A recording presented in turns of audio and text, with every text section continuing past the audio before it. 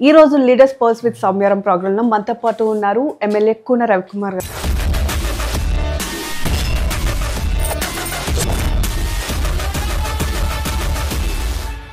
Medical కాలేజీల ప్రైవేటీకరణకు సంబంధించి వైకాపా పెద్ద ఎత్తున ఉద్యమాలకు పిలుపునిస్తుంది. దీని మీద మీరేమంటారు?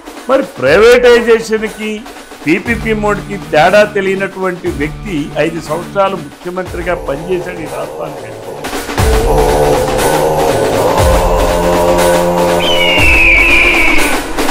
మీరేమో అభివృద్ధిలో భాగంగా థర్మల్ పవర్ ప్లాంట్ అంటున్నారు, బట్ దీన్ని వ్యతిరేకించేవారు మాత్రం కేవలం ఇది పవర్ ప్లాంట్ అంటున్నారు. అసలు రెండింటికి వేరియేషన్ ఏంటి? మంత్రులు చేశారు, స్పీకర్లు చేశారు, అనేక మంది ఉన్నారు, జగన్మోహన్ రెడ్డి చేశారు. శ్రీకాకుళం జిల్లాకు చేసింది ఏంటి?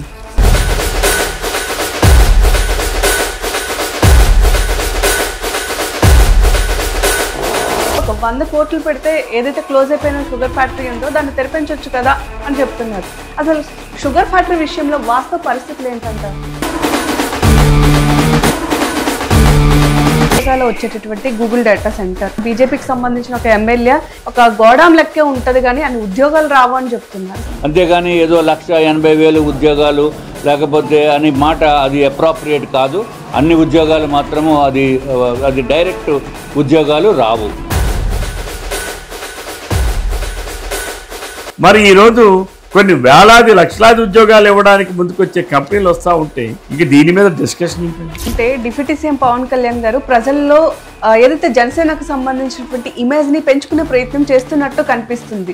అసలు ఏమంటారు? కూటమిలో సఖ్యత లోపిస్తుంది అంటారు. మీడియా ఎలా ఉందంటే ఎవరైనా వాడి పర్సెప్షన్ చెప్తే అది విభేదం అని చెప్పి మాట్లాడతారు.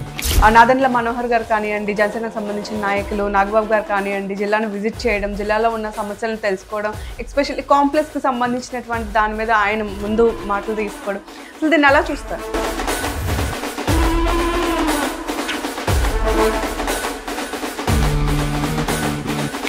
మీ నియోజకవర్గానికి సంబంధించినటువంటి అధికారులు మిమ్మల్ని చూస్తేనే భయపడుతున్నారు. ప్రజాస్వామ్యాన్ని హత్య చేసి, ప్రజాస్వామ్యాన్ని కూనీ చేసి. కూన రవికుమార్ అంటే నోటు దురుస్తనం, తప్పుంటే ఎంత వ్యక్తి అయినా సరే నిలదీసే తత్వం, సో పరిచయం అవసరం లేని పేరు. ఇదే నేపథ్యంలో మీ మీద అనేక ఆరోపణలు కూడా వస్తున్నాయి. అసలు దానికి కారణం ఏంటంటారు? ఎలా ఎదుర్కొంటారు? 1999 డిసెంబర్లో నన్ను తెలుగుదేశం పార్టీని సస్పెండ్ చేసిన.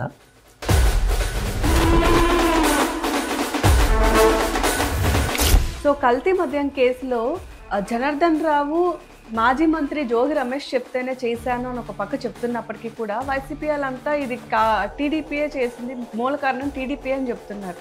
సో దీని మీద మీ అభిప్రాయం ఏంటి? వైసీపీ పార్టీ పుట్టినప్పటి నుంచి ఈ రోజు వరకు ఏ విషయంలోనైనా నిజాలు మాట్లాడిందా? ఆరోగ్యశ్రీని నిలిపివేసి పేదలకి వైద్య భారాన్ని పెంచేశారని చెప్పి వెంటనే ఆరోగ్యశ్రీని అమలు చేయకపోతే నిరాహార దీక్ష చేస్తారని చెప్పి పిసిసి అధ్యక్షురాలు షర్మిల చెప్తున్నారు. సో దీని మీద మీ అభిప్రాయం? ఆరోగ్యశ్రీ అనేటటువంటి పథకం లేదు.